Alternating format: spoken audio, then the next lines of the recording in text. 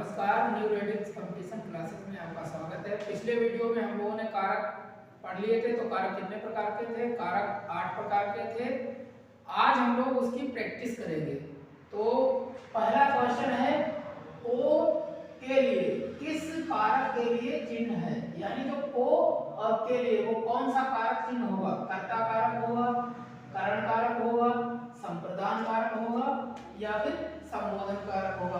तो हम लोगों ने याद करवाया, कर्ता ने कर्म को करण से संप्रदान के लिए, तो के लिए आ रहा, तो इसका मतलब ये संप्रदान कारक होगा। तो ऑप्शन आपका कौन सही होगा? सी होगा। अब हम दूसरे क्वेश्चन पे बात करते हैं। दूसरा क्वेश्चन है कि लोगों ने शोरगुल करके डाकुओं को भगा दिया या भगाया। तो निम्न में से जो को विभक्ति है वो कौन सा कारक है? कर्म कारक है, कर्ता कारक है या फिर करण कारक है या फिर संप्रदान कारक है? तो कर्ता ने कर्म को, तो कहां पर आ रहा है? कर्म को। तो ऑप्शन कौन सा सही होगा? कर्म को। तो हमारा कौन सा ऑप्शन होगा? कर्म कारक। ठीक, इस प्रकार से हम लोगों ने याद करवाए थे आपको। अगर आपने वीडियो नहीं देखा है पिछला वीडियो, तो उसको एक बार कृपया करके देख लीजिए। सर्च करेंगे new radix competition classes by Hindi by Narendra sir, जैसे सर्च करें तुरंत आ जाएगा। उसमें लिखेंगे कारक, तो तुरंत कारक पार्ट आपका खुल के आ जाएगा। ऐसे ही तीसरा क्वेश्चन क्या है? लड़का पेड़ से गिरा, निम्न में कौन सा कारक? अब हम लोग तीसरा क्वेश्चन लेते हैं। जैसे लड़का पेड़ से गिरा, तो लड़का पेड़ से गिरा में निम्न में से ये जो से है कौन सा कारक होगा? संप्रदान कारक होगा, अपादान कारक होगा, कर्म कारक होगा या फिर करण कारक? तो हम लोगों ने याद कर लिए, कर्ता ने कर्म को करण से संप्रदान के लिए अपादान से अलग होने की बात हो रही है। जैसे लड़का पेड़ से गिरा तो अलग होने की बात हो गई, तो इसमें कौन सा सही होगा? तो अपादान। कौन सा? अपादान। तो अपादान हमारा सही होगा। अब है चौथा क्वेश्चन, पेड़ पर पक्षी बैठे हैं, निम्न में कौन सा कारक है?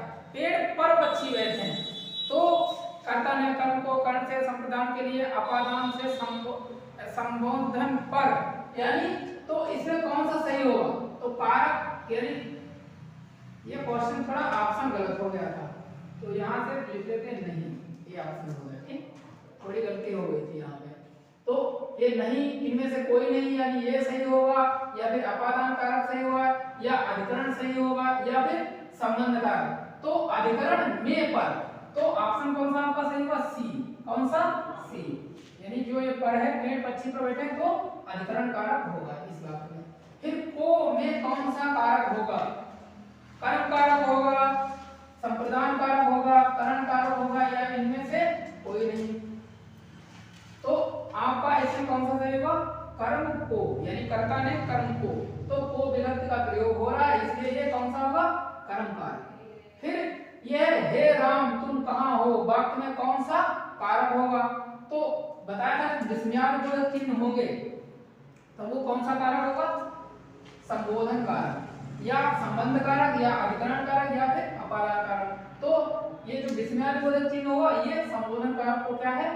रिप्रेजेंटेट करता है, तो इसलिए क्या होगा? ये यही सही होगा। अगला है सातवां, कर्म कारक चिन्ह है, इनमें से कौन सा ऐसा जो कर्म कारक चिन्ह है? तो ओ है या फिर ने है या फिर से या के द्वारा है या फिर इनमें से कोई नहीं? तो कर्ता ने कर्म को, तो को कहां आ रहा है?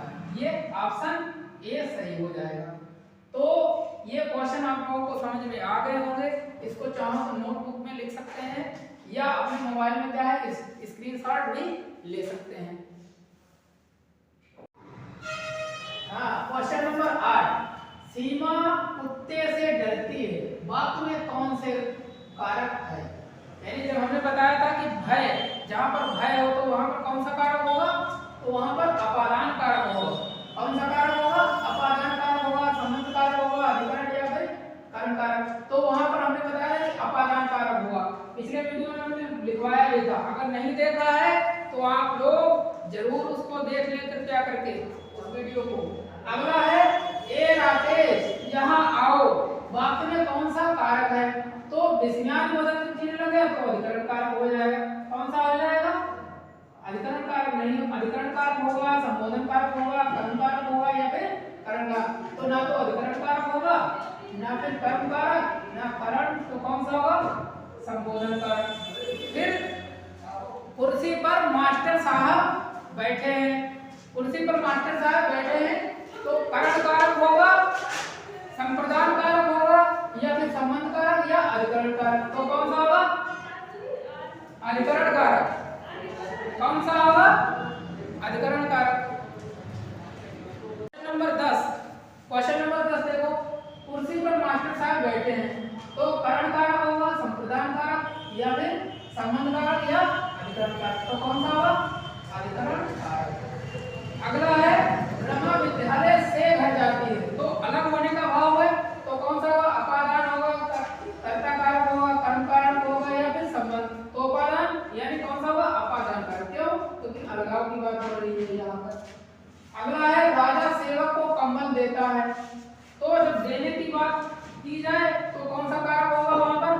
कर्म कारक होगा या फिर संबंध कारक या संप्रदान या फिर कर्ता कारक, तो देने के भाव में क्या होगा? संप्रदान कारक। अगला देखो, राम की गाय चरती है, किसकी गाय? तो राम की गाय, तो कौन सा होगा? संबंध कारक। अगला है वह अगले साल आएगा, अपादान कारक, संबंध कारक या फिर अधिकरण कारक या फिर कर्म कारक, तो वह अगले साल से आएगा, तो जहां से कार्य प्रारंभ होता है उसमें कौन सा होगा? अपादान